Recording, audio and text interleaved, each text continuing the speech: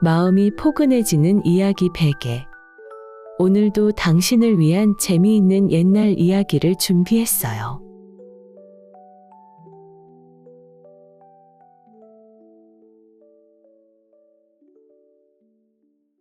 안녕하세요. 이야기 베개예요. 오늘 하루는 어떻게 보내셨나요? 특별히 좋은 일이 있는 날도 좋지만 무소식이 희소식이라는 말처럼 아무 일 없이 무탈하고 편안하게 보낸 하루도 참 좋은 것 같아요. 구독자 여러분들도 오늘 하루를 무탈하고 편안하게 보내셨기를 바라봅니다. 오늘도 잠시 걱정을 내려놓고 편안한 마음으로 이야기 들으시길 바랄게요. 시작하기 전 이야기 베개 네이버 TV가 있는데요. 이전 영상들과 그림 영상을 다양하게 준비하여 올려두었어요. 아직 초창기라 중간 광고는 물론이지만 시작 광고도 없는 상황이에요.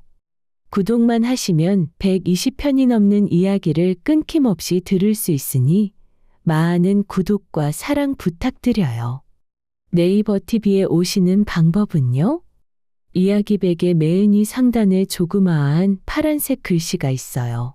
파란 글씨를 콕 누르시면 바로 이동 가능하고, 다른 방법으로 지금 영상 더보기라는 글씨를 누르시면 파란색 링크를 눌러 이동하시는 방법이 있어요. 여러분들의 많은 구독과 사랑 부탁드립니다. 자, 오늘의 새로운 이야기 기대되시지요? 그 이야기 지금 시작합니다. 이보시게 단골네. 내 부인이 몇 달째 악몽을 시달리며 일이 야위어가고 있네. 약도 듣지 않고 딱히 아픈데도 없다고 의원이 말하니 너무 답답하네. 자네가 한번 내 부인에게 무슨 일이 있는지 한번 봐주시게나. 그러시군요. 지금 마님의 안색을 보아하니 예산 일이 아닌 듯한데 제가 한번 보겠습니다. 단골레는 방울을 흔들며 한참을 무언가 느끼더니 이내 무거운 얼굴로 말했어요. 두 분 사이에 시기하는 원귀가 하나 붙어 있는 것 같습니다. 원귀라니? 우리 부부에게 대체 무슨 원한이 있어 그런단 말인가? 단골레는 두 사람을 지그시 바라보다가 다시 물었어요. 혹시 혼인 전에 두 분 사이에 얽힌 여인이 있었습니까? 두 분의 혼인으로 인해 마음을 다친 처녀 귀신 원귀가 확실한데요. 그 물음에 부부는 서로를 마주 보다가 조심스레 부인이 말했어요. 원래 이혼녀의 신부가 될 처자가 따로 있긴 했었네. 사정이 생겨서 내가 대신 혼인하게 되었네. 그럼 그 처자는 아직 혼인하지 못하였고 처녀 귀신이 되어 두 분 사이에 계시는군요. 뭐라고? 자네 그게 무슨 소리인가? 그럴 리가 없네. 아마 시집을 더 좋은 데로 갔을 텐데 어찌 그런 말을 하는가. 허나 제 눈에는 마님 또래의 처녀 원귀의 깊은 원한이 느껴집니다.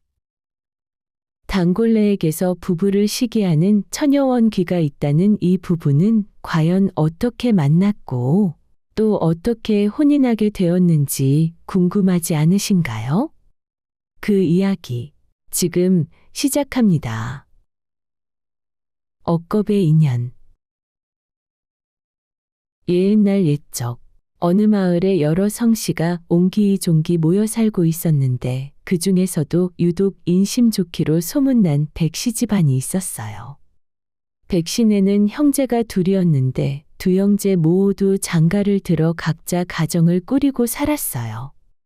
그런데 안타깝게도 동생 되는 사람이 몹쓸 병을 얻어 젊은 나이에 그만 세상을 떠나고 말았어요. 한창 일할 나이에 갑작스레 세상을 떠났으니 온 집안 식구들의 슬픔이 이마한저만이 아니었어요. 그런 동생에게는 어린 딸 하나가 남겨졌는데 이름이 설이었어요. 그런데 얼마 지나지 않아 설이의 어머니마저 몸이 약해 자리보전을 하다가 남편을 따라가듯 세상을 떠나고 말았으니 어린 서리는 하루아침에 부모를 모두 잃은 고아가 되고 말았어요.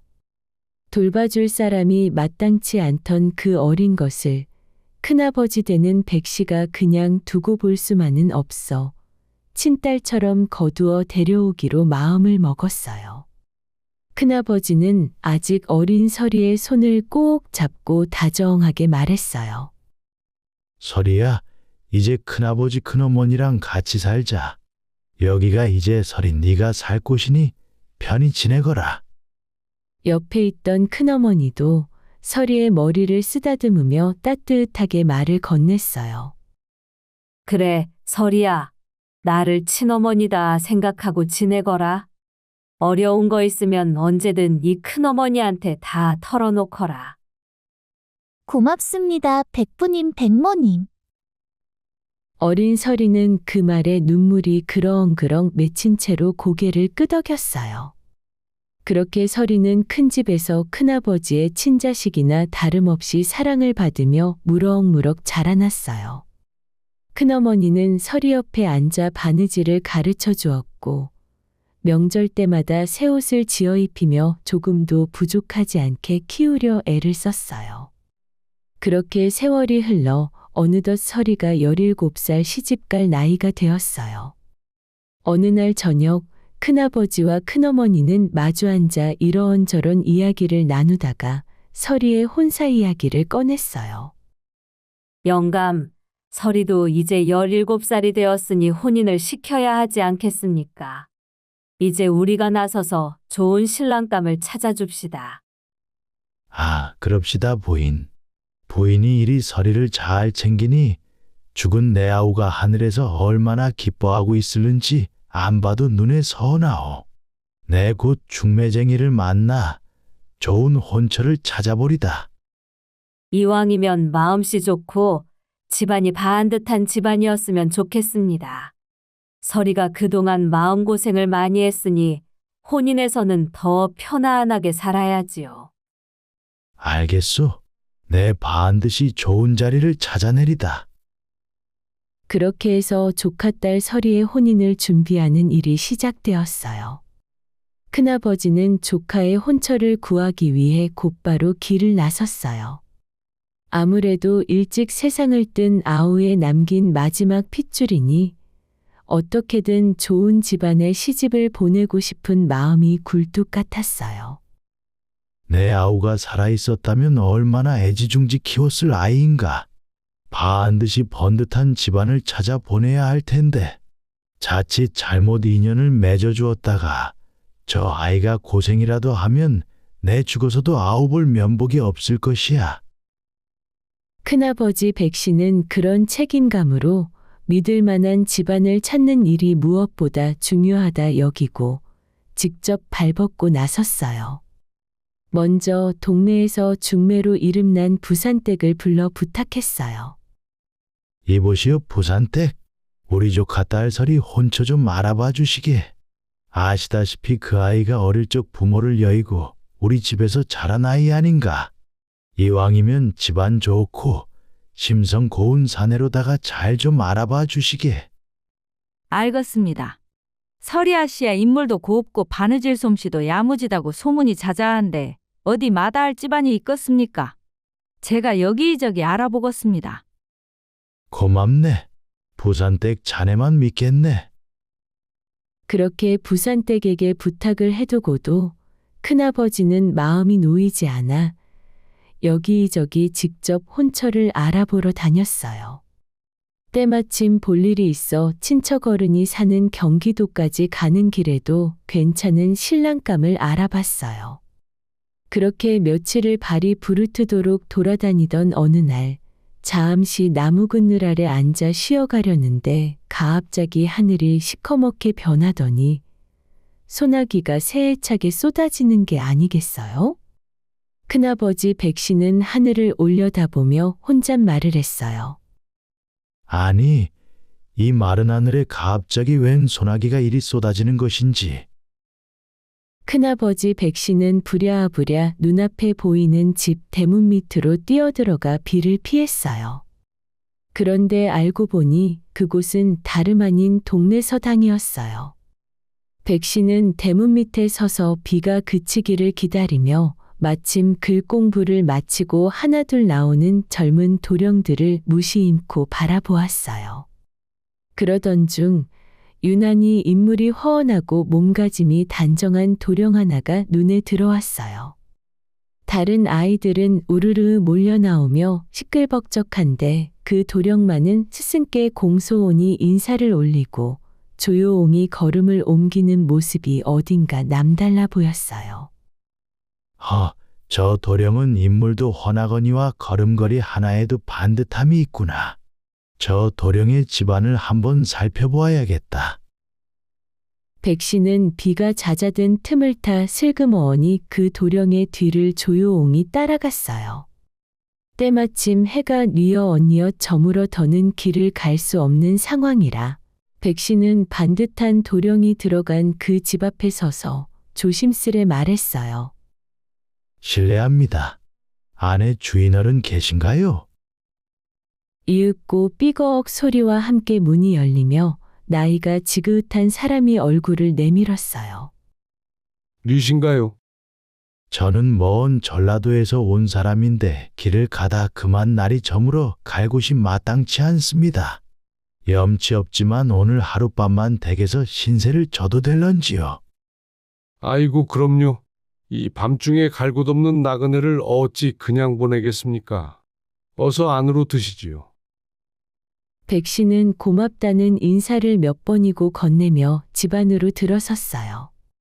그런데 알고 보니 그 집은 다름 아닌 그 동네 밤나무골에서 이름난 송진 사댁이었어요. 대문 안으로 들어서자마자 백 씨는 그 집안의 살림이 넉넉하고 분위기가 남다르다는 것을 한눈에 알아볼 수 있었어요. 마당은 깔끔하게 정돈되어 있었고 마당이며 마루며 어느 것 하나 허투루 된 것이 없어 보였어요. 송진사는 낯선 손님 백 씨를 정성껏 대접했어요. 저녁상에는 흰쌀밥에 정갈한 반찬이 여러 가지 올라왔고 백 씨가 불편함이 없도록 이부자리까지 살뜰히 챙겨주었어요. 백 씨는 그 모든 것을 지켜보며 속으로 크게 흡족해했어요. 이 집안이야말로 내가 그토록 찾아 헤매던 바로 그런 집안이 아니겠는가? 식사를 다 마친 뒤 백 씨는 조심스레 말을 꺼내며 자신이 이곳까지 오게 된 진짜 사연을 풀어놓기 시작했어요. 사실은 다른 집안일이 있어 이 근방까지 왔다가 마침 얼굴이 훤한 도령이 서당에서 나오는 것을 보고 저도 모르게 그 뒤를 따라오게 되었습니다. 그도 그럴 것이 제게 17살 된 조카가 하나 있는데 좋은 신랑감을 찾던 중이었습니다. 이 댁의 아드님을 보니 인물도 훌륭하고 반듯하여 허락하신다면 두 아이의 혼인을 청하옵니다. 집주인 송진사는 그 말에 놀라면서도 반가운 기색을 감추지 못했어요. 그거 참으로 반갑고도 고마운 말씀이십니다. 마침 저희 집도 아들이 셋인데 아직 다 혼인을 안 하여 구하는 중이었습니다. 그러셨습니까? 그렇다면 이보다 더 좋은 인연이 어디 있겠습니까? 송진사는 한 번 더 확인하려고 말했어요. 허면 아까 서당 공부를 마치고 온 첫째 아들과 혼례를 진행토록 하겠습니다. 이렇게 부족한 제 아들을 귀하게 말씀해 주시고 혼인을 먼저 말씀해 주셔서 감사합니다. 당연하지요. 그리 좋은 신랑감인데요. 송진사는 그제야 마음을 놓은 듯 환한 얼굴이 되더니 손을 내저으며 통 크게 말했어요. 그럼 예물이며 예단이며 그런 것은 아무것도 신경 쓰지 마시고 그저 몸만 보내주십시오. 저희가 다 알아서 넉넉히 갖추겠습니다. 귀하게 자란 규수를 저희 집에 드리는데 저희 쪽에서 부족함 없이 다 준비해야지요. 백 씨는 그 말에 괜찮다고 했지만 송진사가 워낙 완강하게 손을 내저으니 더는 사양하기가 어려웠어요. 가만히 둘러보니 그 집 곳간이며 어느 것 하나 부족함이 없어 보여 더 챙길 것도 없어 보였어요. 백씨는 혼자 생각했어요. 이런 넉넉한 집안에 서리를 시집 보내면 그 아이가 배고를 일도 없을 것이고 시부모님도 일이 인자하시니 마음고생할 일도 없겠구나. 그렇게 두 집안은 서로가 서로를 마음에 쏙 들어했어요. 송진사는 곧바로 첫째 아들의 사주를 적어 건네고 백씨도 조카 서리의 사주를 적어 건네며 그날 바하로 길이를 골라 홀렛 날짜까지 정했어요. 그럼 다음 달 보름날로 날을 잡는 것이 어떻겠습니까? 좋습니다. 그날로 정하시지요. 일이 좋은 인연을 만나니 혼사도 척척 진행되어 마음이 편안하네요. 그렇게 두 집안은 웃음꽃을 피우며 혼사를 약속했어요. 백씨는 모든 일이 뜻대로 술술 풀린 것이 기뻐 가벼운 발걸음으로 고향길에 올랐어요. 집에 도착하자마자 백씨는 마중 나온 부인에게 반가운 소식을 전했어요. 부인, 내 훌륭한 조카 사위감을 찾아왔소. 경기도 밤나무골의 송진사의 첫째 아들인데 인물도 훤하고 사람도 반듯한 데다 집안도 넉넉하고 격이 있었소. 게다가 예물예단까지 아무것도 신경 쓰지 말라며 그쪽에서 다 알아서 하겠다지 뭐요. 그 자리에서 사주단자도 주고받고 혼례 날짜까지 모두 정하고 왔다오. 어머나, 그게 정말이십니까? 죽은 동서내외가 이 소식을 들으면 얼마나 기뻐하겠습니까? 우리 서리가 드디어 좋은 곳으로 시집을 가는군요. 그러게 말이오. 부인도 이제부터 혼례 준비에만 힘써 주시오. 여부가 있겠습니까? 제가 밤을 새워서라도 하나부터 열까지 다 챙기겠습니다. 그리하여 집에서는 혼례 준비를 서둘러 시작했어요. 아무것도 하지 않아도 된다 했지만 그래도 어찌 아무것도 안 하겠어요? 신부 쪽에서 준비할 것이 한둘이 아니어서 큰어머니는 밤낮으로 바느질감을 손에서 놓지 못했어요. 서리도 옆에 앉아 시부모님께 드릴 이불을 짓고 자신이 신방에서 덮을 비단 금침도 한 땀 한 땀 정성 들여 준비했어요. 혼례를 며칠 앞둔 어느 날 경기도 쪽에 사는 당숙 어르신이 서리의 혼례를 축하할 겸 먼 길을 마다 않고 찾아왔어요. 아이고, 당숙 어르신, 먼 길을 어찌 이리 찾아오셨습니까? 서리가 시집을 간다는데 이 늙은이가 어찌 가만히 있을 수 있겠나? 그동안 자네 내외가 아우 잃고 조카 키우느라 고생이 이마안저만 아니었지. 그 아이가 벌써 이리 커서 시집을 가다니 세월 참 빠르네. 아이고, 그러게 말입니다. 힘드실 텐데 어서 안으로 드시지요. 술상이라도 봐드리겠습니다.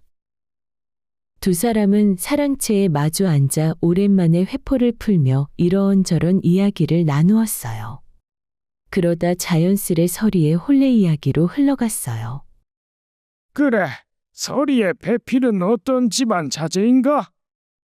그것이 참으로 신묘한 인연이었습니다. 조카의 혼처를 구하러 다니다 소나기를 피해 우연히 어느 서당 앞에서 도령을 하나 보았는데 인물이 훤하고 반듯하여 뒤를 따라가 보니 밤나무 아래 송진사라는 집의 아드님이었습니다. 게다가 예물이며 예단이며 아무것도 필요 없다 하니 이런 인연이 또 어디 있겠습니까? 그 말을 듣던 당숙 어른의 얼굴빛이 순간 이상하게 변했어요. 뭐라고? 밤나무골 송진사 댁이라고? 설마 그댁 첫째 아들인가? 예, 맞습니다. 당숙 어르신께서 어찌 그리 잘하십니까? 아이고야, 이보게, 자네 대체 어떻게 그런 혼처를 정한 겐가? 그 첫째 아들은 다리를 저는 절름발이라는 소문이 바다한데 그 이야기를 못 들었단 말인가? 네? 그게 무슨 말씀이십니까? 제가 정말 다리 멀쩡한 도령을 직접 보고 확인했는데요. 백 씨는 그 자리에서 얼굴이 새하얗게 질리고 말았어요.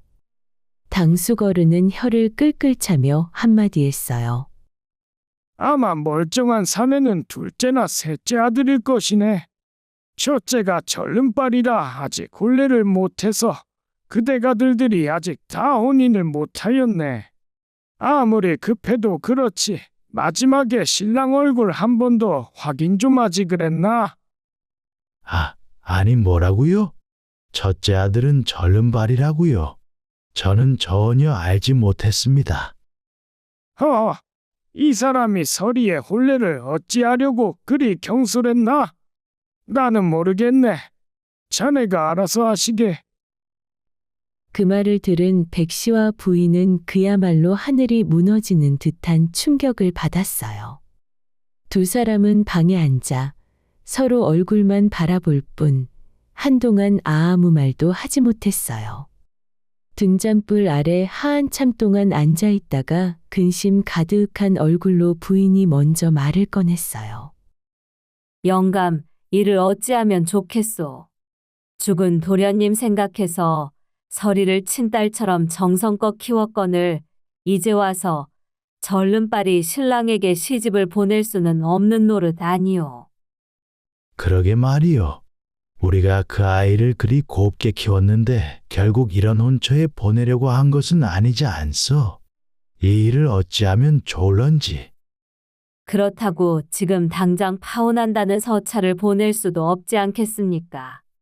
사돈댁이 경기도라 지금 당장 서찰을 띄워도 도착하려면 며칠이 걸릴 터인데 혼례는 바로 내일 모레이니 이미 늦었소. 그럼 이제 어찌해야 합니까? 신랑 쪽에서는 벌써 혼례 준비를 다 마치고 이쪽으로 출발했을 텐데.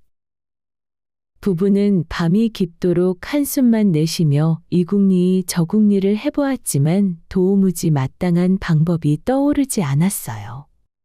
큰아버지 백 씨는 그날 밤새도록 잠을 이루지 못하고 이리 뒤척 저리 뒤척했어요. 그렇게 뜬 눈으로 밤을 지새우던 백 씨는 다음 날 아침 무거운 얼굴로 아내에게 어렵게 말을 꺼냈어요. 부인, 이제 와서 파혼할 수도 없고 그렇다고 죽은 아우의 하나뿐인 핏줄인 서리를 그런 신랑에게 보낼 수 없어. 아무리 생각해도 차라리 우리 딸 홍이를 대신 시집 보내는 수밖에 없을 것 같소. 홍이가 올해 16이니 혼례를 치러도 아주 이르지는 않을 것이오. 네? 지금 뭐라고 하셨습니까? 그건 너무하지 않습니까, 영감? 우리 홍이를 그 절름발이한테 대신 보낸다니요. 그 아이가 무슨 죄가 있다고 그런 자리에 보낸단 말입니까? 절대 안 됩니다. 나도 그 마음을 왜 모르겠소. 하지만 생각해 보시오.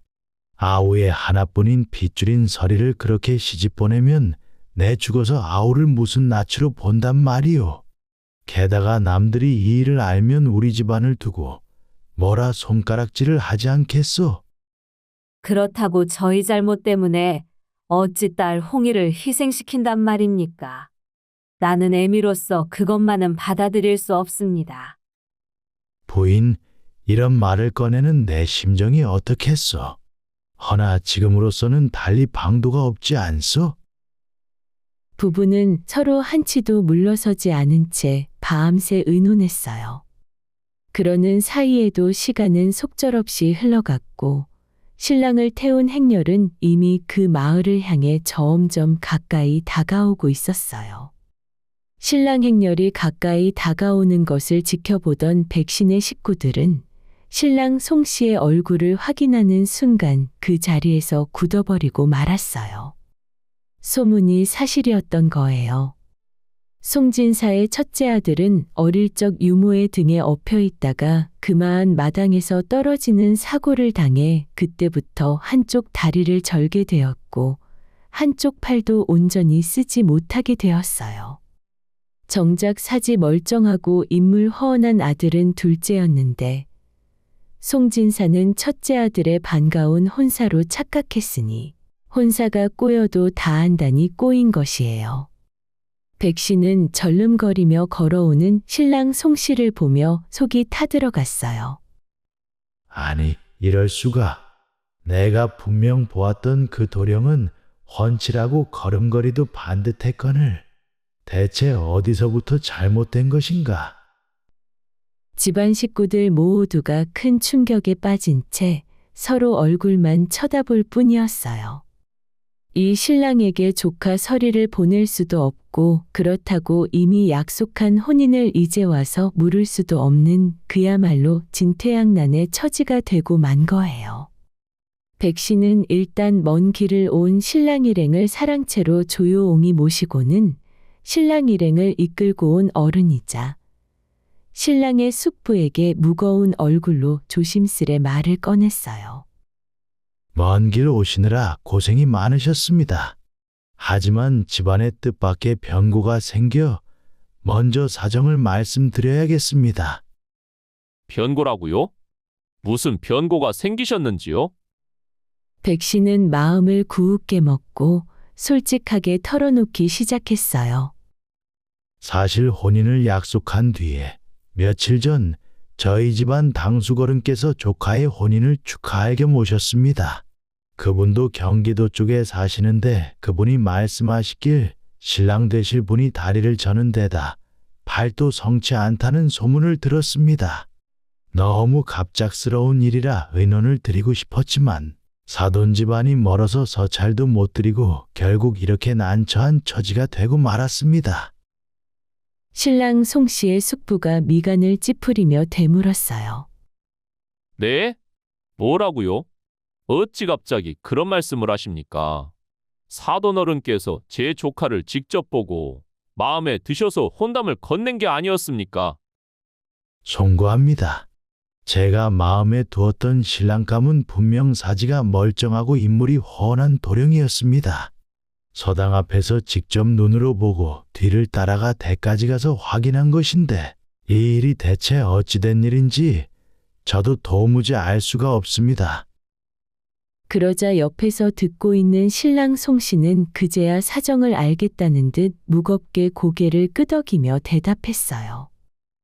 아, 그런 사연이 있었군요. 아마도 어르신께서 그날 보신 것은 저희 집 둘째나 셋째였을 겁니다. 무슨 착오가 있었던 모양입니다. 저희 아버지께서는 당연히 첫째인 저라 생각을 하신 듯합니다. 허면 어르신께서는 어찌하고 싶으신가요? 혼례를 파하고 싶으신가요? 백 씨는 이마에 식은땀을 흘리며 다시 말을 꺼냈어요. 이 혼례가 어긋난 것도 저희 잘못이 큽니다. 제가 한 번 더 신랑을 확인했어야 했는데 제가 부족했습니다. 하여 저는 원래 이 혼례의 신부 될 아이 서리를 대신하여 제 딸을 신부로 세우고자 합니다. 죽은 제 아우의 하나뿐인 혈육에게는 건강한 사윗감과 인연을 맺어주고 싶습니다. 그것이 형된 사람으로서 마지막으로 지켜야 할 도리라 여깁니다. 하여 제 친딸 홍이를 대신 신부로 보내고자 합니다. 아직 16살이지만 잘 키워 혼인을 이어간다면 두 집안 모두 체면을 지킬 수 있을 것입니다. 그 예상치 못한 제안에 방 안에 있던 모두가 한동안 말문을 잃고 서로의 얼굴만 바라보았어요. 누구 하나 쉽게 결정을 내릴 수 없는 상황이었어요. 그때 다른 사람도 아닌 신랑 송 씨가 직접 조용히 말했어요. 그렇게 하시지요. 제가 제 자신을 너무나 잘 알기에 이렇게 좋은 혼사가 갑자기 저에게 찾아와서 사실 저도 내심 놀랐습니다. 저와 혼담을 맺어 누군가에게 큰 피해가 된다면 저는 그런 혼사를 하고 싶지 않습니다. 그리 하시지요. 그 한마디에 백 씨는 비로소 가슴이 탁 트이는 것 같았어요. 백 씨는 신랑 송 씨의 손을 더없석 잡으며 몇 번이고 고개를 숙였어요. 이해해줘서 고맙네 사위. 정말 고맙네. 그렇게 두 집안의 혼례 문제가 조용히 정리되고 나자 큰아버지 백 씨는 무거운 발걸음으로 조카 서리가 있는 방으로 향했어요. 백씨는 차마 자세한 사정은 다 말하지 못하고 그저 짧게 말을 건넸어요. 설이야, 이번 혼례는 네가 아니라 우리 홍이의 혼례가 되었느니라. 그럴 만한 사정이 있어 그리 되었으니 너무 서운해하지 말거라. 내 반드시 너에게 더 좋은 신랑을 찾아주마. 백부님, 그게 대체 무슨 말씀이세요? 자세한 것은 나중에 이야기하자꾸나. 오늘은 그리 알고 있거라. 백씨는 그 말만 남기고 서둘러 방을 나가버렸어요. 설이는 영문도 모른 채 그 자리에 우두커니 앉아있을 수밖에 없었어요. 그날 밤 설이는 홀로 방 안에 앉아 서러운 마음을 애써 삼키며 혼잣말을 했어요. 내가 부모님이 모두 돌아가셔서 그래서 이런 일을 겪는 것이겠지. 만약 아버지 어머니가 살아 계셨더라면 이런 식으로 혼처가 뒤바뀌는 일은 없었을 텐데. 설이는 이불을 뒤집어 쓴 채 소리 죽여 눈물을 흘렸어요. 좋은 혼처인 줄로만 알고 며칠 밤을 새워가며 정성껏 이불을 짓으며 준비했는데 그 모든 것이 결국 사촌 동생 홍이의 혼례를 위한 것이 되어버렸으니 그 마음이 오죽했겠어요? 결국 혼례날 신부로 나선 것은 설이가 아닌 백씨의 딸 홍이었어요. 온 집안이 분주하게 혼례 준비를 하는 가운데 정작 그 모든 준비를 했던 설이는 방문을 닫아 걸고 나오지 않았어요. 부모가 없다는 이유로 좋은 혼처를 눈앞에서 놓친 것 같은 서러움에 설이는 마당에서 벌어지는 혼례를 구경조차 하지 않았어요. 하지만 그날 혼례는 집안 어른들 모두가 근심 가득한 얼굴로 겨우 식을 마쳤어요. 잔치마당에 모인 동네 사람들도 신랑을 보며 수군거렸어요. 아니, 신랑이 왜 저리 다리를 저는 거야? 며칠 전까지만 해도 인물이 훤하다고 그리 자랑을 늘어놓던데? 그러게 말일세. 게다가 신부도 원래 조카라 하지 않았나? 어째 딸 홍이가 시집을 가는 거야? 그리고 신랑은 발만 저는 게 아니라 팔도 좀 이상한데. 어헛, 목소리 낮추게. 남의 집 잔치에 함부로 입방아 찌을 일이 아니지. 그래도 혼례는 정해진 순서대로 무사히 치러졌고 밤이 깊어 신방이 마련되었어요. 그러나 갑작스럽게 딸을 대신 시집 보낸 백씨 내외는 좀처럼 잠을 이룰 수가 없었어요. 백씨는 마당을 몇 번이고 돌며 신방에 들어간 딸이 어찌 지내고 있는지 몰라 마음을 졸이고 있었어요. 그런데 깊은 밤, 신방 쪽에서 훌쩍훌쩍 우는 소리가 들려오는 게 아니겠어요? 옛날에는 신방에서 우는 소리가 새어나오면 그 혼인에 불길한 일이 생긴다고 여겼던 터라. 백씨는 가슴이 처얼렁 내려앉아 다급하게 문 밖에서 말했어요. 홍아, 왜 우느냐? 신방에서는 절대 울면 안 되는 것이니라. 그러자 방 안에서 딸 홍이의 떨리는 목소리가 흘러나왔어요. 아버지, 잠깐만 들어와 보세요. 백씨는 무슨 큰일이라도 났나 싶어 황급히 문을 열고 신방 안으로 들어갔어요. 그런데 그곳에는 뜻밖에도 조카 설이가 신랑 앞을 떡하니 가로막고 서 있는 게 아니겠어요? 설이는 단호하게 말했어요. 백부님, 이 혼인은 원래 저와 약속된 것이었습니다. 제가 있어야 할 자리에 홍이가 대신 왔으니 저는 이 혼인을 이렇게 그냥 양보할 수는 없습니다. 백씨는 너무 놀라 눈이 휘둥그레졌어요. 설이야, 너 갑자기 무슨 소리냐? 내가 어제 이 혼사에 대해 설명하지 않았느냐? 내가 더 좋은 혼처를 알아볼 것이니 어서 나가자꾸나. 어찌 남의 신방에 들어와서 이런 짓을 하는 것이냐? 어린 신부 홍이도 놀라 눈물만 뚝뚝 흘리고 있었고 신방 안에는 신랑과 어린 신부, 조카 그리고 백씨까지 4사람이 대치 상황에 있었어요. 그때 신랑 송씨가 조용히 자리에서 일어났어요. 자리에서 일어서는 그 몸짓이 한쪽 다리를 절뚝이며 힘겹게 몸을 일으켰고 한쪽 팔은 제대로 움직이지도 못한 채 덜덜 떠는 모습이었어요. 장인어른께서 서리낭자에게 어떻게 설명드렸는지는 모르겠으나 이 혼례를 치르기 전에 서로 간에 큰 오해가 있었던 듯합니다. 장인어른은 건강한 제 아우를 보고 사위로 삼고자 하셨고 저희 집안에서는 아들이 셋이나 있다 보니 당연히 첫째인 저를 신랑감으로 알고 준비를 하였습니다. 저는 보시다시피 어릴 적 다쳐서 일이 절름발이가 되었고 한쪽 팔은 제대로 쓰지 못합니다. 서리는 그 담담한 말을 들으며 서러웠던 마음이 조금씩 누그러지는 것을 느꼈어요. 백씨도 그 틈을 타 조카를 향해 조심스레 말했어요. 그래, 설이야. 내가 경황이 없어서 너에게 자세히 설명 못한 것이 참으로 미안하구나. 하지만 내가 너를 시집 보내지 않는 것은 오히려 너를 아끼고 걱정하는 마음에서 이래한 것이니 부디 이 백부의 마음을 헤아려 주려무나. 나도 엊그제 이 사실을 알아서 경황이 없었느니라. 서리가 그렇게 조금씩 마음을 가라앉히고 잠잠해지자 그제야 신랑 송씨도 용기를 내어 다시 말을 이었어요. 그래도 이 혼인의 당사자로서 저는 제 나름의 결정을 내리고자 합니다. 상황이 어찌 되었든 저는 오늘 홍인왕자와 혼례를 치렀습니다. 그리고 서리낭자의 백부님이신 장인어른께서 서리낭자를 걱정하는 마음에서 시작된 일이니 저는 그 마음을 따르고 싶습니다. 하여 저는 오늘 혼인한 홍인왕자를 데리고 저희 집으로 가겠습니다. 내일 날이 밝으면 가마를 준비해 주시고 아침 식사도 조금 일찍 마련해 주십시오. 저희는 이 댁을 좀 더 일찍 출발하겠습니다.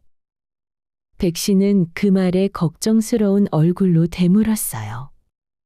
아니, 그리 급히 서두를 것까지야. 자네도 오늘 밤이 참으로 힘든 밤이었을 텐데 좀 더 편히 쉬었다 가도 되지 않겠는가? 아닙니다, 장인어른. 이런 사정으로 혼인을 치른 마당에 오래 머물러 있는 것도 서로 불편하지요. 저는 홍인왕자를 데리고 가서 저희 부모님께도 인사를 올리고 잘 살겠습니다.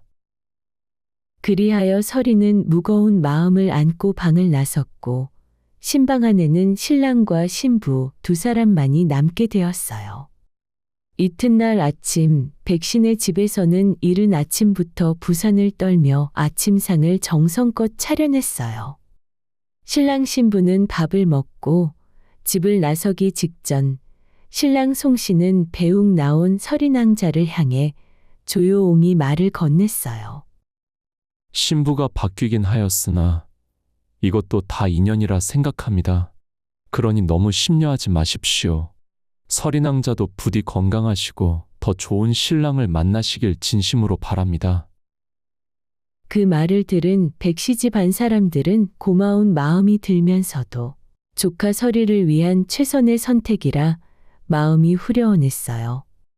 하지만 정작 혼처 자리를 잃은 조카딸 서리는 그날 이후로 좀처럼 그 충격에서 헤어나지 못했어요. 비록 신랑 될 사람이 다리를 절고 팔도 성치 않은 몸이었지만 누구보다 건강한 정신과 어른들을 대하는 신중한 태도, 그리고 무엇보다 어려운 상황에서도 흔들림 없이 도리를 지키려 하던 그 마음가짐이 서리의 눈에는 참으로 훌륭해 보였어요. 서리는 밤마다 이불 속에서 그날 신방에서 보았던 신랑의 모습을 떠올렸어요. 게다가 진사 집안의 아들이니 집안도 나무랄 데가 없었는데 그런 좋은 인연을 눈앞에서 놓쳤다는 생각에 아쉬움이 깊어졌어요. 아깝다, 아까워. 몸이 좀 불편하긴 하지만 저렇게 좋은 사람을 다시 어디서 만날 수 있을까? 그 후로 큰아버지 백씨는 조카 서리를 위해 여기저기 발품을 팔며 좋은 신랑감을 찾아 나섰어요. 혼처가 들어올 때마다 백씨는 서리를 불러 조심스레 말을 건넸어요. 서리야, 이번에 들어온 자리는 인물도 좋고 학문도 깊다더구나. 한번 집안을 들어보겠느냐? 큰아버지, 저는 아직 그럴 마음이 없습니다. 혼담은 천천히 진행하시지요. 설이야, 그러지 말고 다시 한번 보거라. 정 싫으면 저쪽 고을 김진사 댁 아들은 어떠하냐? 그 댁도 살림이 넉넉하고 신랑의 인품이 아주 훌륭하더구나. 큰아버지, 부디 당분간 저를 그냥 내버려 주십시오. 설이는 어떤 혼처를 들이대도 고개만 저을 뿐 도무지 마음을 열지 않았어요. 그러면서 밤마다 홀로 방에 앉아 그날 신방에서 보았던 절름발이 신랑 송씨의 모습을 그리워하며 애를 태웠어요. 그분은 지금쯤 홍이와 잘 지내고 계시겠지. 나는 어찌 이리 그분을 잊지 못하는 것일까? 그렇게 마음속 그리움을 풀지 못한 채로 하루하루를 보내던 설이는 결국 몸이 야위어 가더니 병을 얻어 자리보전을 하게 되었지 뭐예요.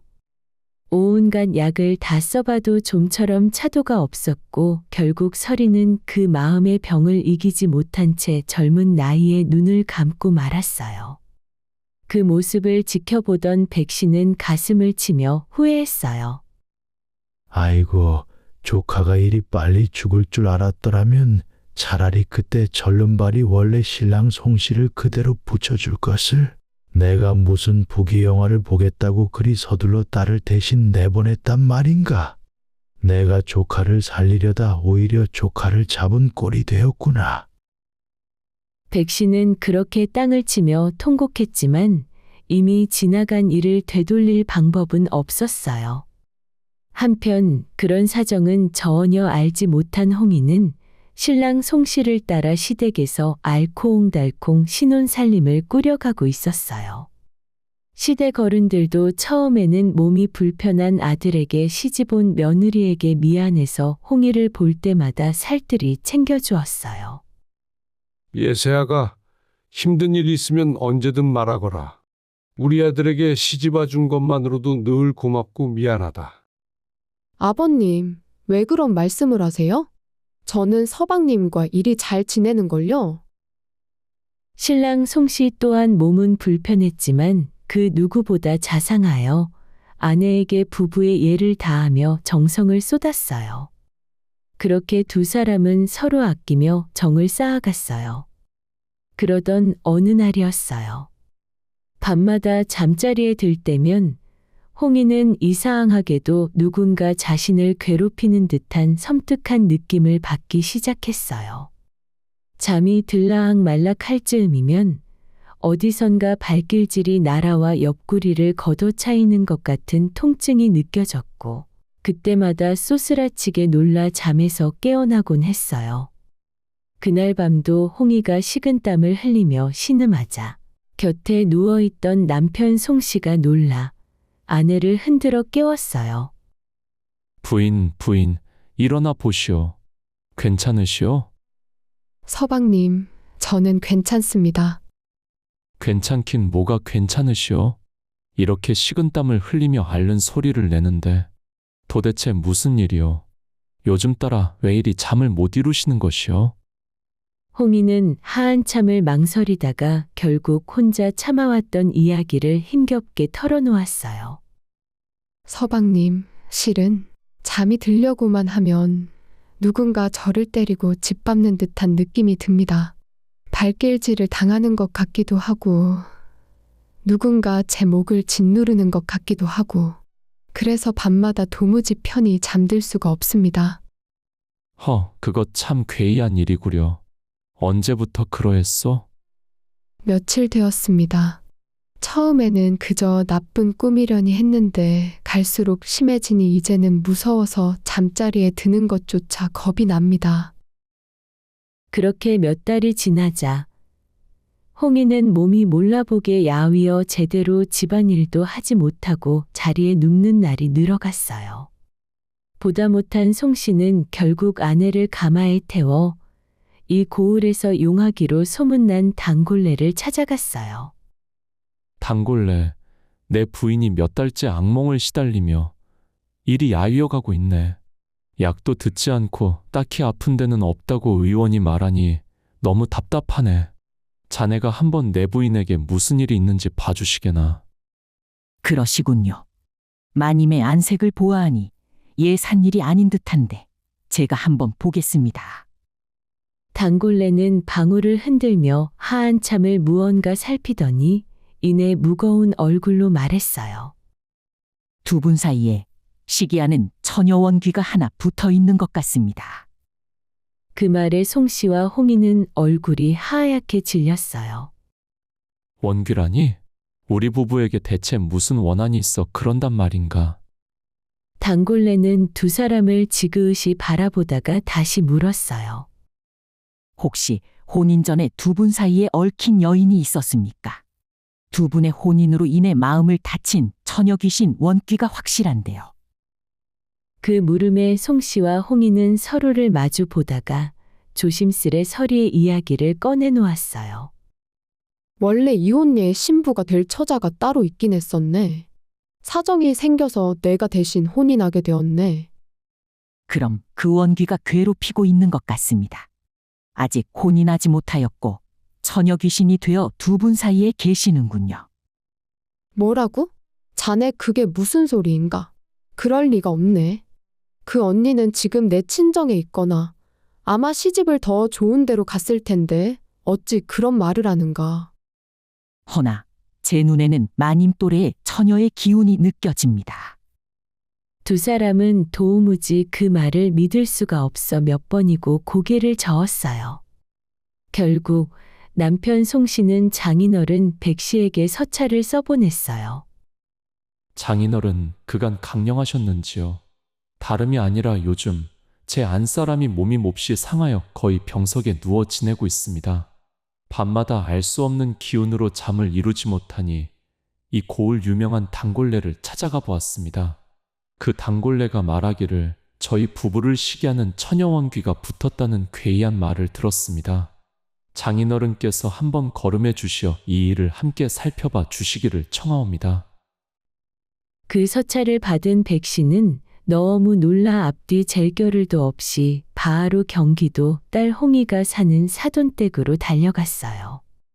막상 딸을 마주하고 보니 얼굴이 몹시 야위어 몰라볼 지경이었어요.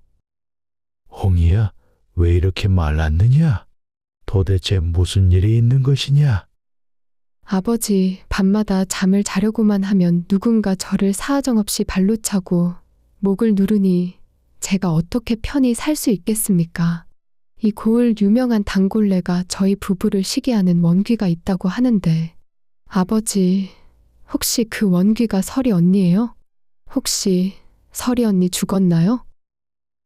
그 물음에 백씨는 차마 입이 떨어지지 않아 하한참을 머뭇거렸어요. 결국 무거운 한숨을 내쉬며 설이가 어떻게 세상을 떠나게 되었는지 하나하나 자세히 털어놓았어요. 그 이야기를 들은 홍이와 사위 송씨는 그 자리에서 그대로 얼어붙은 듯 한동안 아무 말도 하지 못했어요.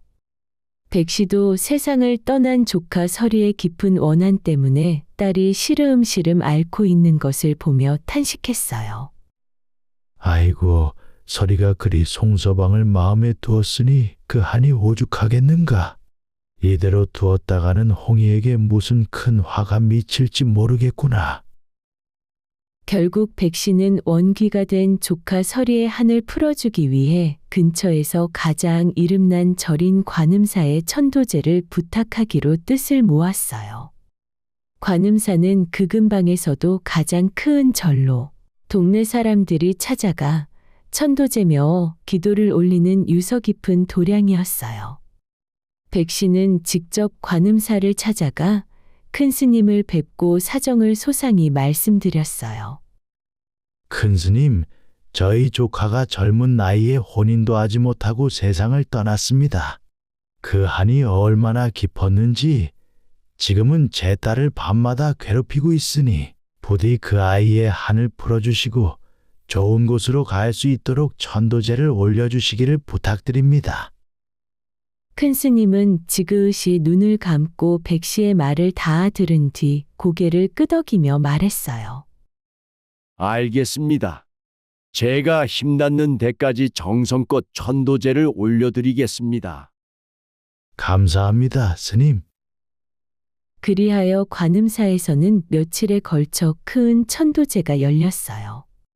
큰 스님은 새벽부터 밤까지 목탁을 두드리며 연부를 외웠고 곁에서 큰 스님을 모시는 사미승도 땀을 뻘뻘 흘려가며 큰 스님을 도와 정성을 다했어요. 사위 송씨와 부인 홍이도 법당 한쪽에 나란히 앉아 두 손을 모으고 진심을 다해 기도를 올렸어요. 특히 송씨는 원래 서리의 신랑이 되었어야 할 사람이었던 만큼 그 마음이 남달랐어요.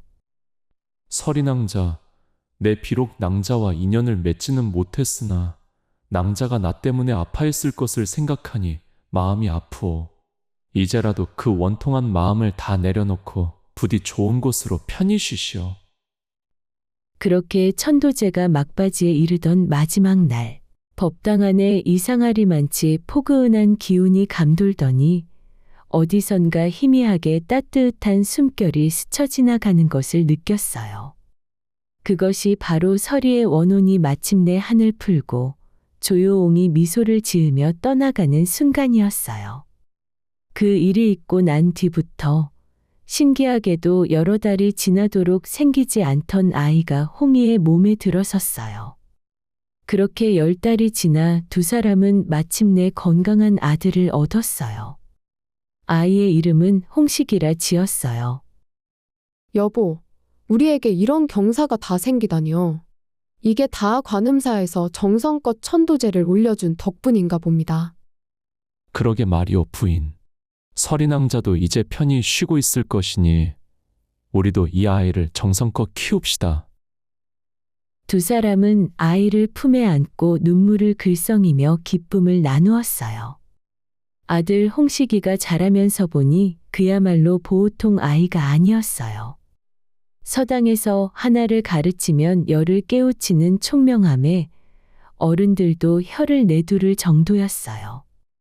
동네 어르신들도 똑똑하고 글도 잘하는 홍식이에게 글을 써달라 부탁하곤 하였고 그때마다 홍식이는 나이답지 않게 점잖게 그 뜻을 다 받아주었어요. 서당 훈장님도 홍식이를 볼 때마다 흐뭇한 얼굴로 칭찬을 아끼지 않았어요. 홍식이는 참으로 하늘이 내린 인재로다. 우리 홍식이는 장차 큰 인물이 될 것이야.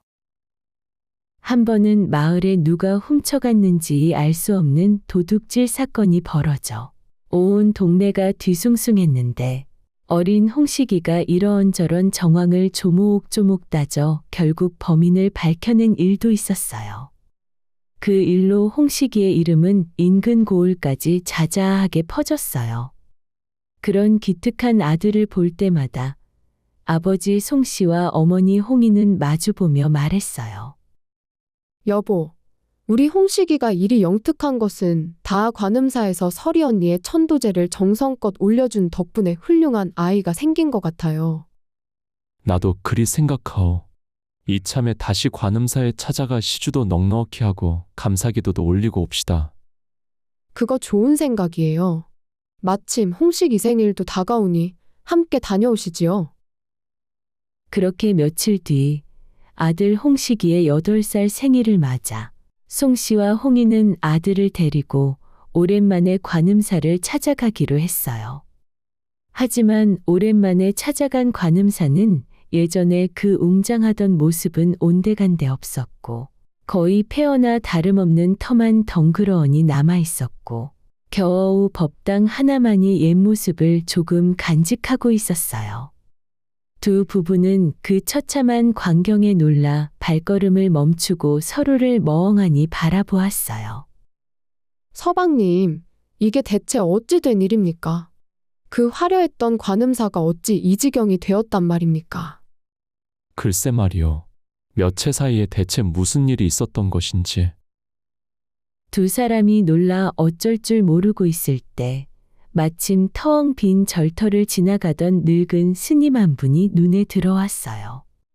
자세히 보니 그 스님은 다름 아닌 예전에 서리에 천도제를 올려주었던 바로 그 큰 스님이었어요.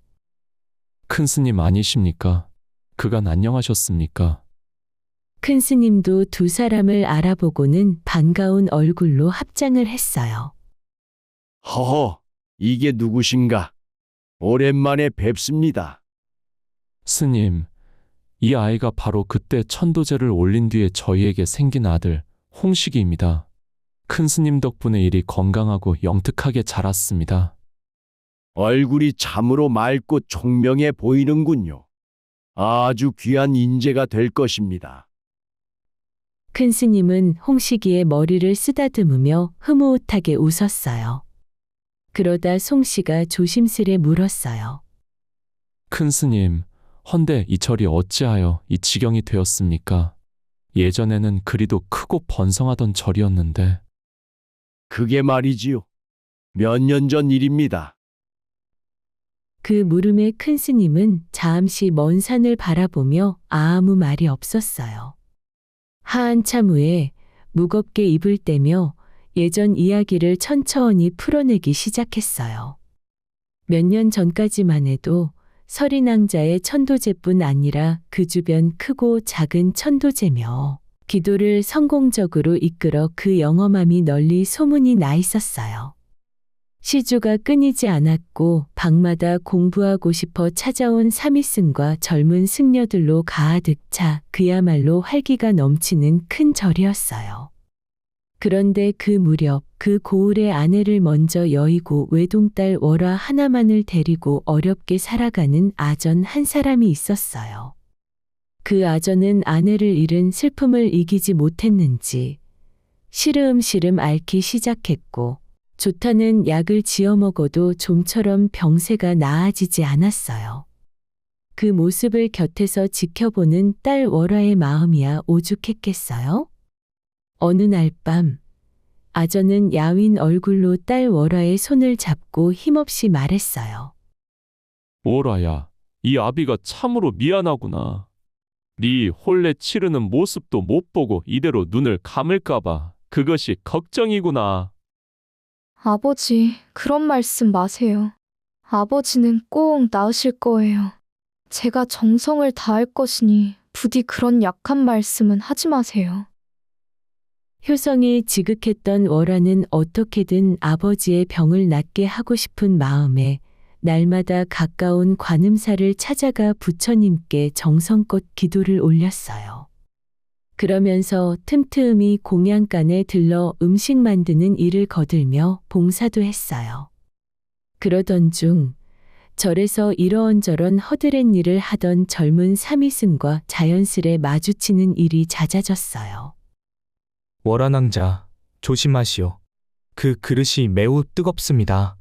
그건 제가 하겠습니다. 아니에요, 스님.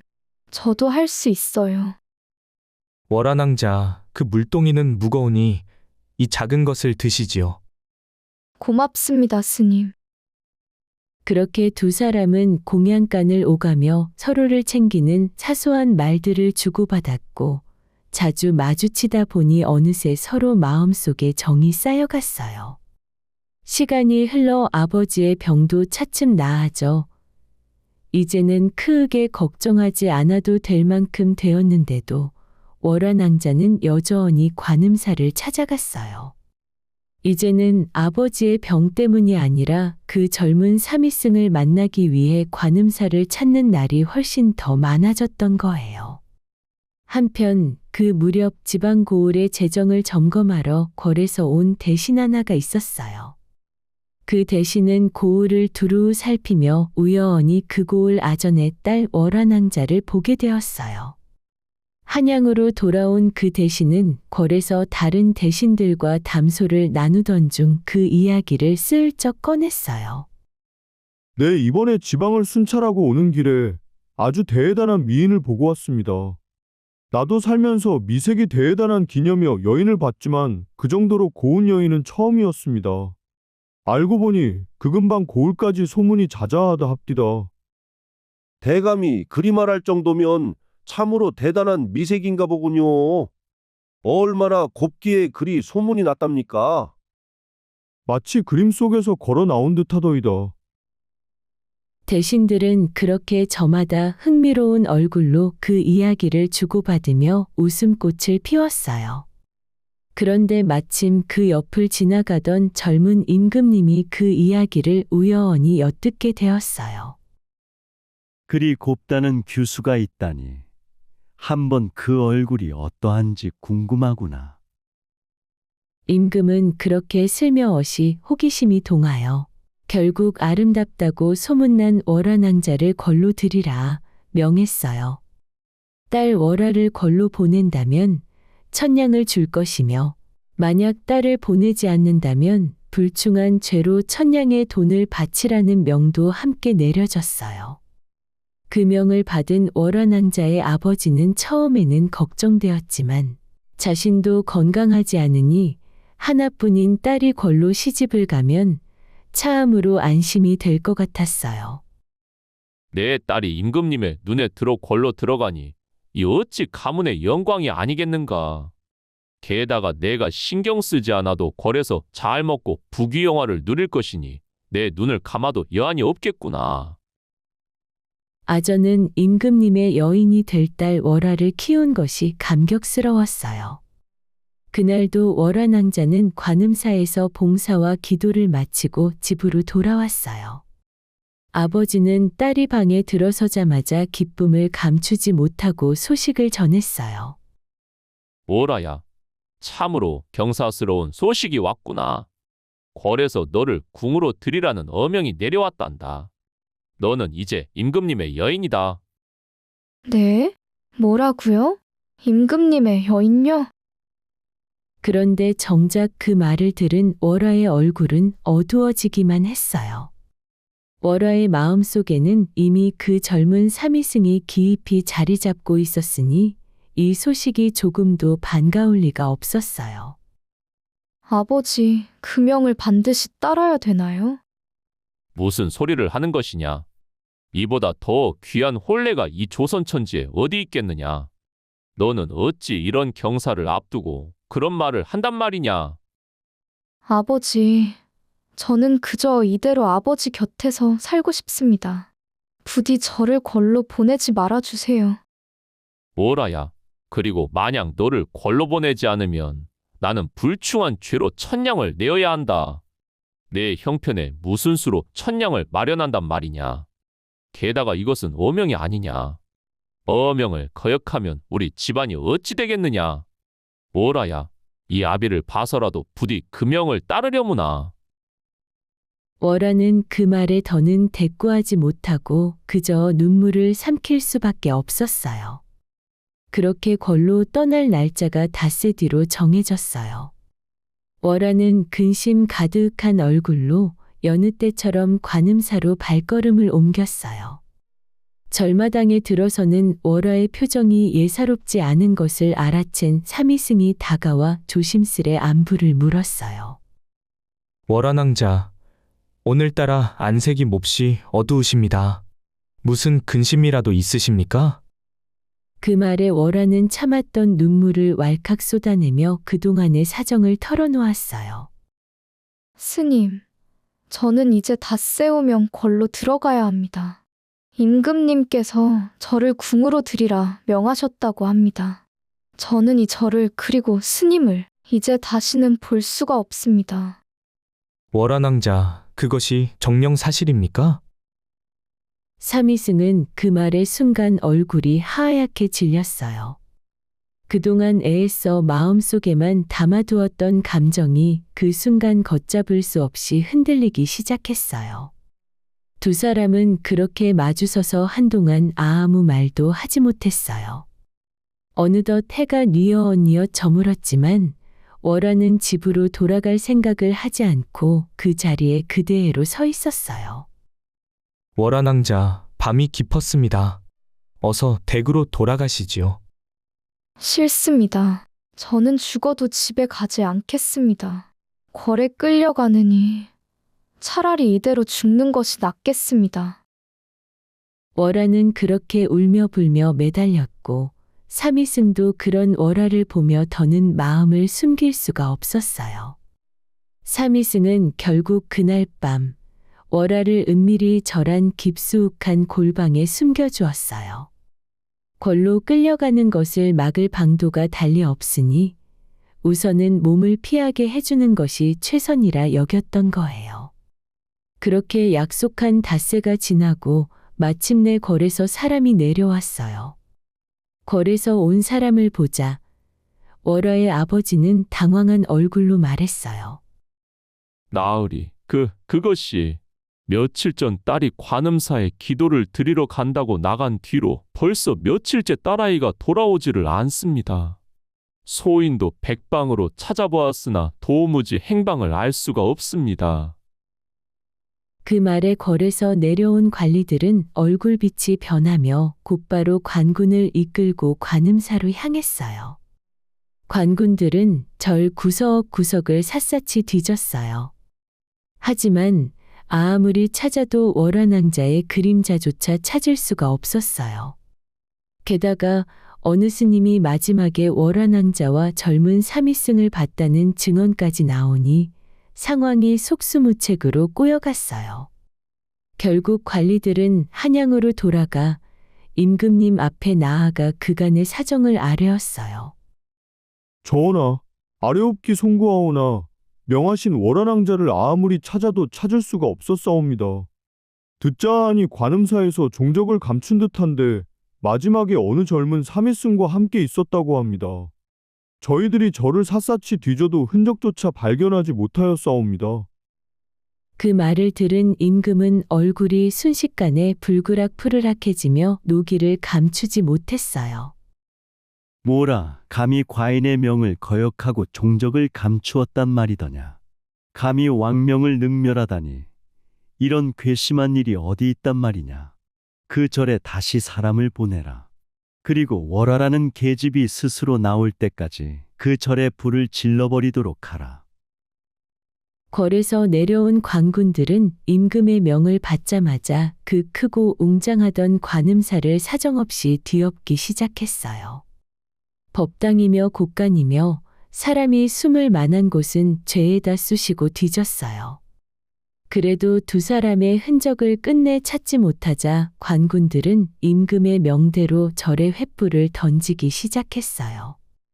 삽시간에 불길이 치솟아 오르며 그 크던 절이 검붉은 화염에 휩싸이고 말았어요. 그 무렵 절 깊숙한 방에 숨어 있던 월화낭자와 사미승은 매캐한 연기가 스며드는 것을 느끼며 서로를 꼭 끌어안았어요. 스님, 저는 이제 죽는 것이 두렵지 않습니다. 이렇게 함께 있을 수 있다면 그것으로 족합니다. 낭자, 나 역시 그러합니다. 이승에서 우리가 부부의 연을 맺지 못했으나 이 불길이 우리를 갈라놓는다 해도 낭자를 향한 이 마음만은 결코 사그라지지 않을 것이요. 스님, 우리 다음 생에는 부디 평범한 부부로 만나요. 그때는 평온하게 살아요. 그리합시다, 낭자. 다음 생에는 반드시 낭자와 백년회로 하겠소. 이 불길도 이 죽음도 우리를 영영 갈라놓지는 못할 것이요. 두 사람은 그렇게 서로를 부둥켜 안은 채 뜨거운 눈물을 흘리며 마지막 순간을 함께 했어요. 끝내 두 사람은 밖으로 나오지 않았고 그대로 타오르는 불길 속에서 함께 세상을 떠나고 말았어요. 그 후 관음사는 완전히 잿더미가 되어 폐허로 변하고 말았어요. 다행히 법당은 절반은 타고 절반만 남은 채 늙은 큰 스님만이 덩그러니 관음사를 지키게 되었어요. 큰 스님은 그렇게 지난 이야기를 다 풀어놓은 뒤 무겁게 말을 이었어요. 그래서 내일 월화낭자와 제 제자를 위로하는 천도제를 준비하고 있던 참이었습니다.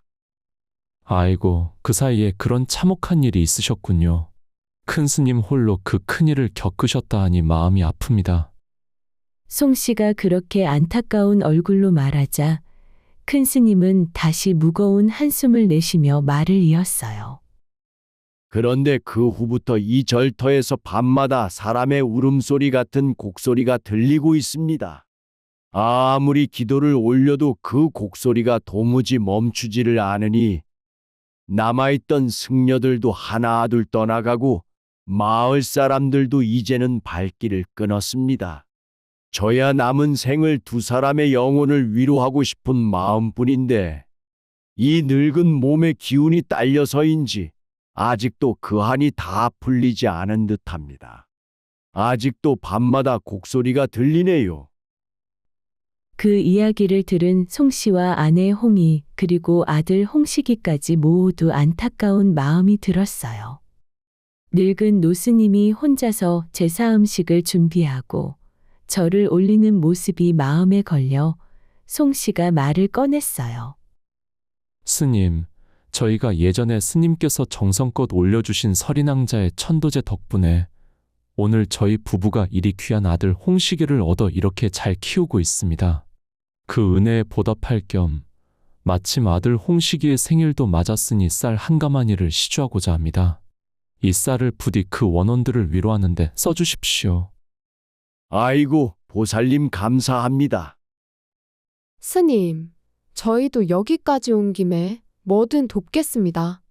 말씀만 해주세요. 고맙습니다, 보살님.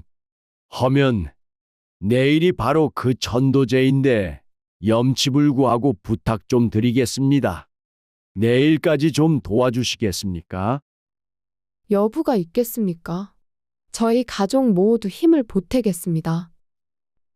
그리하여 홍식이네 가족은 절에서 하루 머물기로 하고 천도제에 필요한 음식 준비를 거들기 시작했어요. 부인 홍이는 음식 준비를 도왔고 송 씨는 짐을 나르며 부지런히 손을 보탰어요.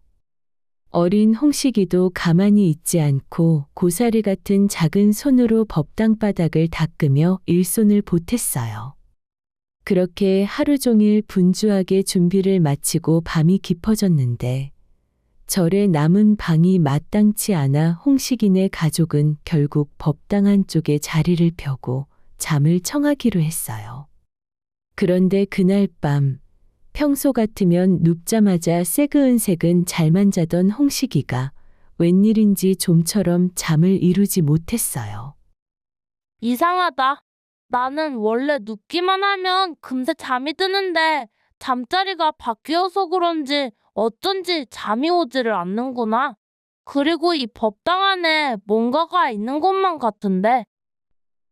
홍식이는 결국 잠자기를 포기하고 조용히 눈을 뜬 채로 어두운 법당 안을 살폈어요. 대체 무엇이 이 절터를 흉흉하게 만드는 것인지 그 곡소리의 정체가 어린 마음에도 너무 궁금했어요. 그렇게 얼마쯤 지났을까요? 법당 안에 정말로 그 흉흉한 곡소리 같은 것이 나직하게 울려 퍼지기 시작했어요. 그 소리에 홍식이의 부모는 화들짝 놀라 이불 속에서 몸을 자한뜩 웅크렸어요. 여보, 저 소리 들리시나요? 정말 큰 스님 말씀대로 곡소리가 들리는데요. 아이고 정말이구려. 그래도 부처님이 계신 법당인데 큰일은 없을 것이니 그냥 오늘 하룻밤만 눈을 붙이구려. 금방 잘 지나갈 것이요. 하지만 정작 홍식이는 무서워하기는커녕 어둠 속에서 눈을 똘망똘망하게 뜨며 소리가 나는 쪽을 뚫어져라 바라보았어요. 그러다 문득 법당 구석 조그마한 무언가가 스르륵 움직이는 것을 발견하고 말았어요. 그 순간 홍식이는 나지막이 중얼거렸어요. 그래, 바로 저것이다. 무서운 곡소리의 원인이 바로 저것이었구나. 홍식이는 그 말과 함께 덮고 있던 이불을 확 걷어젖히더니 벌떡 일어나 정체 모를 것을 향해 성큼성큼 다가갔어요. 그런데 알고 보니 그것은 다름 아닌 절에 몰래 사는 도둑고양이였지 뭐예요. 밤마다 아무도 없는 법당을 제 집처럼 여기며 어슬렁거리던 그 고양이는 난데없이 웬 어린아이가 자신을 잡으러 달려드니 화들짝 놀라 이리 뛰고 저리 뛰며 도망다니기 시작했어요. 고양이는 어둠 속을 필사적으로 도망쳤지만 어린 홍식이의 기운이 어어찌나 팔팔하던지 고양이도 도무지 그 기세를 당해내지 못했어요. 그 소란스러운 소리에 놀란 큰 스님과 홍식이의 부모가 다급하게 소리쳤어요. 아니, 홍씨가 대체 무엇하는 게냐? 위험하니 그만두거라. 그래, 홍씨가 그러다 다치기라도 하면 어쩌려고 그러느냐. 어서 이리 오너라. 그래도 홍식이가 아랑곳하지 않고 법당 안을 뛰어다니며 쫓아가자 다급해진 고양이는 결국 법당 한가운데 모셔진 불상 뒤편으로 쏜살같이 몸을 숨겼어요. 그 불상 뒤에는 오래전 화재로 부천 임상 뒤에 작은 구멍 하나가 뚫려 있었는데 고양이는 늘 그래왔듯 부처님 불상 뒤 구멍을 제 집처럼 쏙 들어가 몸을 피했어요. 고양이가 그 구멍 안에서 야옹 하고 길게 울음을 터뜨리자 그 소리가 법당한 곳곳에 마치 사람이 흐느껴 우는 곡소리처럼 음사한하게 들렸어요. 바로 그 소리가 큰 스님이 그토록 오랫동안 두려워하며 말했던 그 흉흉한 곡소리의 정체였던 거였지 뭐예요? 큰 스님은 그 소리를 듣는 순간 두 눈이 휘둥그레지며 말했어요. 아니, 이럴 수가. 내 그토록 오랜 세월 원귀에 한이 풀리지 않은 것이라 여기고 밤낮으로 기도를 올렸거늘 그 곡소리의 정체가 다름 아닌 고양이의 울음소리였다니. 나도 나이를 먹어 착각을 해도 다 안다니 했구나.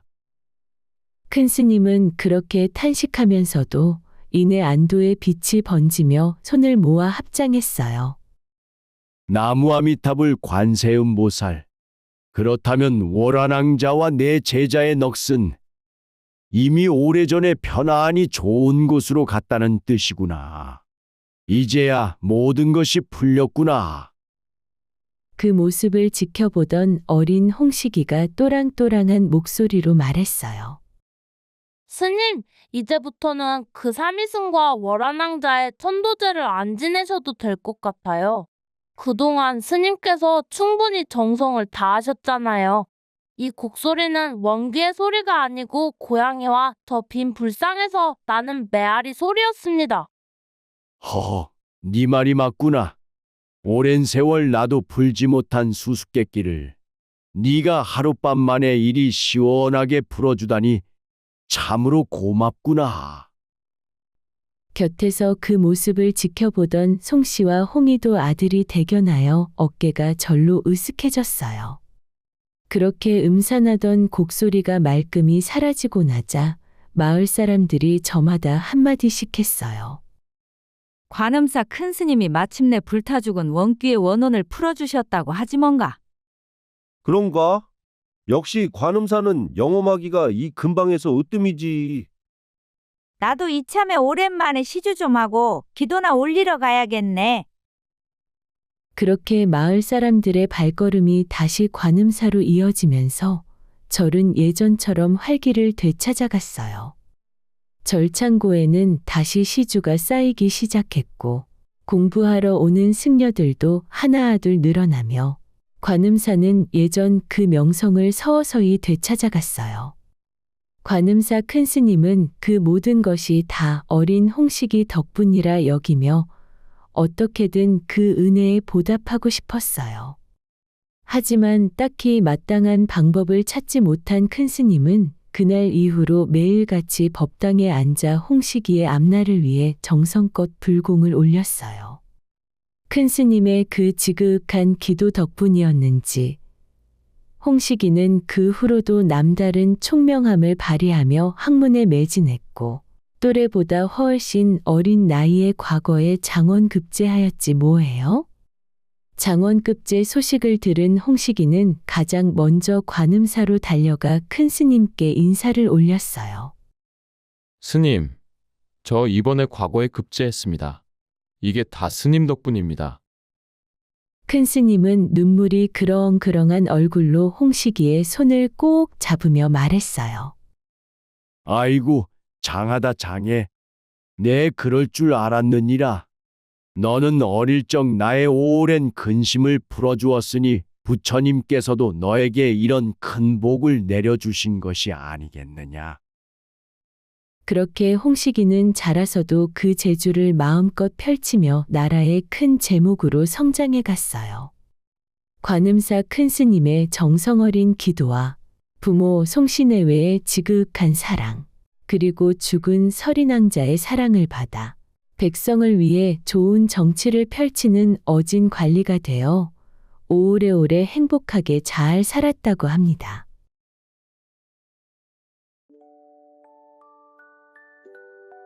오늘 이야기는 여기까지예요. 이야기 재미있으셨나요? 항상 부족한 이야기를 재미있게 들어주셔서 감사해요. 더 많은 이야기는 네이버 TV에 올려두었어요. 이야기 백의 메인이 상단에 이렇게 생긴 파란색 글씨를 콕 누르시면 바로 이동 가능하니 많은 구독과 사랑 부탁드려요. 오늘도 이야기 베개와 함께 해주셔서 참 고마워요. 포근한 밤, 고운 꿈 꾸세요. 다음 이야기에서 만나요.